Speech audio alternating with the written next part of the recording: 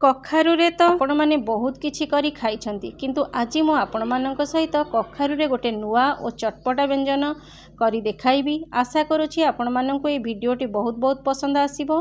नमस्कार फ्रेंड्स, मो हातरंधा चैनल को आपण मानक बहुत बहुत स्वागत करुछि। फ्रेंड्स, आज मु बनाइबा को जाउछि कखारु चटपटी।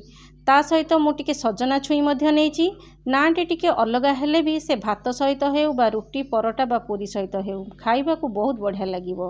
तो चलतु वीडियोटी आरंभ करिबा। तो एठी देखंतु मो 300 ग्राम कखारु नहीं आउ एटा टिके कसी कखारु मु नहीं तार चोपाटी को आपण माने देखि जानी पारुथिबे। चोपा मु छड़ाई नाही, चोपा रहिले बहुत टेस्टी लगी थाए। ता सहित जो सजना छुई नहीं मु 3 रु 4टी सजना छुई नहीं जहाँ को मु प्रथम सिझाई नहीं आपण माने देखि पारुछंती। टिके लुण आ हलदी देकी मु ताको सिझाई नहीं। ता सहित 8 रु 10 कुला मु रसुण को एई भली भाबरे में चॉप करी नहीं। जीरा मु गोटे छोट चा चमच नहीं। पंचफुटण मु नहीं तादेरु मु हाफ चा चमच पकाइबी। ता सहित मु नहीं 4टी सुखिला लंका आ गोटे तेजपत्र। एसबू आमर फुटण रे आवश्यक हेबो। तो चलतु एबे मु कढ़ाई गरम कर देइछि। सेथिरे आमे पकाइबा सोरिष तेल। सोरिष तेल रे मु 2 बड़ चामच सोरिष तेल पकाइछि। सेथिरे पकाइबा आमे जीरा, तापरे पंचफुटण मु कहितिली आपण माननकु हाफ चामच पकाइबी, गोटे तेजपत्र, तापरे 4टी सुखिला लंका पकाई देबा। ताकू हल्का हल्का भाजी नेबा। एबे मु सेथिरे चॉप करी रखिथिबा रसुण को पकाई नेबी।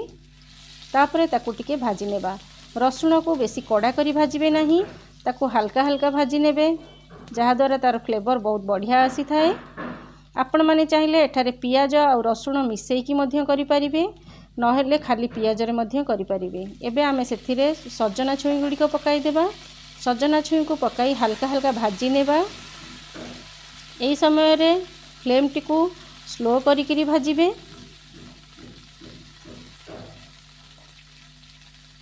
तो एबे आमे एथिरे काटी रखिथिबा कखारु गुडी को पकाई नेबा। जेउ माने नुआ रोसई करूछंती सेमानक पई एही रेसिपीटी बनाइबा बहुत सहज। फ्रेंड्स, आपण माने रेसिपीटी को पूरा देखंतु। वीडियोटी केमिति लागिला मते कमेंट करंतु। तो देखंतु एबे आमे सेथिरे लुण स्वाद अनुसार पकाई देबा। हलदी पकाई नेबा। हलदी मु एठारे आधा चामच पकाइची। ता सहित किछि जीरा गुंड, किछि धनिया गुंड पकाई नेबा। काश्मीरी रेड चिली पाउडर मु पकाउची, आपण माने पकाई भी पारिबे न पकाई भी पारिबे। ता सहित मु कंचा लंका 3टी चॉप करी पकाई नेउची। एबे आमे एगुडी को भाजी नेबा भल भाबरे। ए देखंतु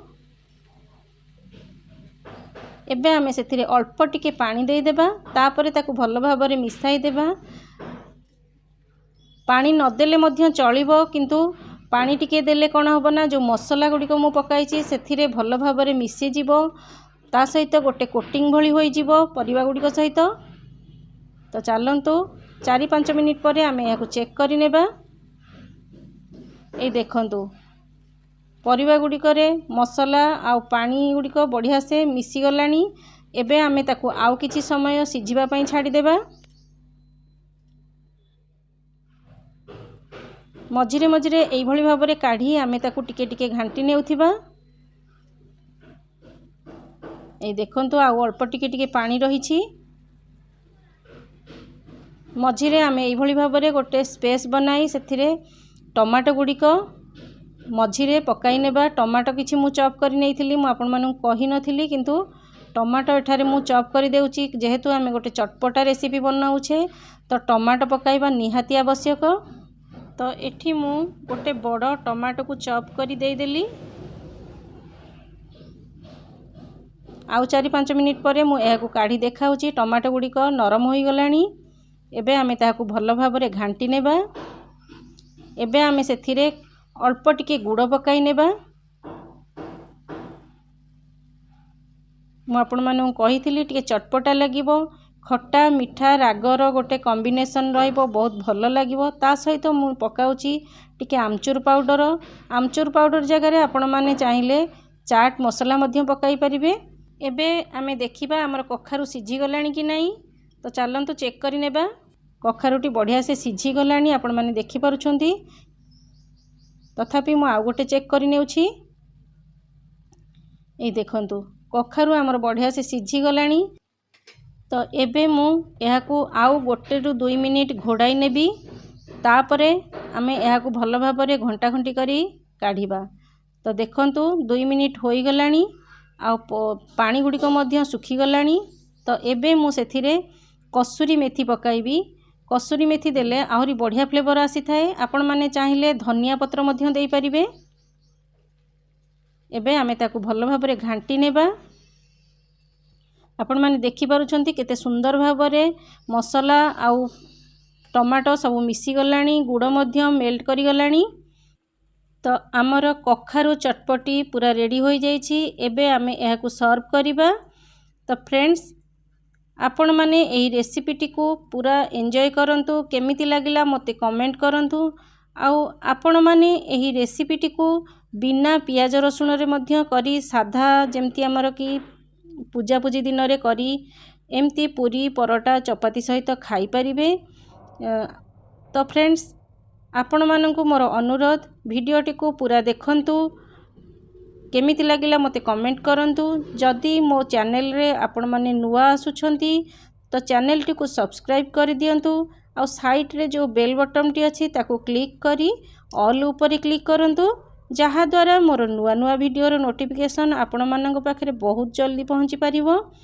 आउ आपण माने आपण मानकर भल पाइबा एई भली भाबरे मते देउथांतु। जहा द्वारा मु प्रेरित होई आहुरी नुआ नुआ वीडियो आपण मानक सहित शेयर करि परिबी। आउ चेष्टा करिबी जेमिति आपण मानकर मन पसंदर रेसिपी आपण मानक पाखरे पहुंची परिबो। सबु बेले मु सेई चेष्टा रखिबी। तो फ्रेंड्स देखा हबो मोर आउ गोटे एपिसोड रे नुआ रेसिपी सहित। रहुछि नमस्कार।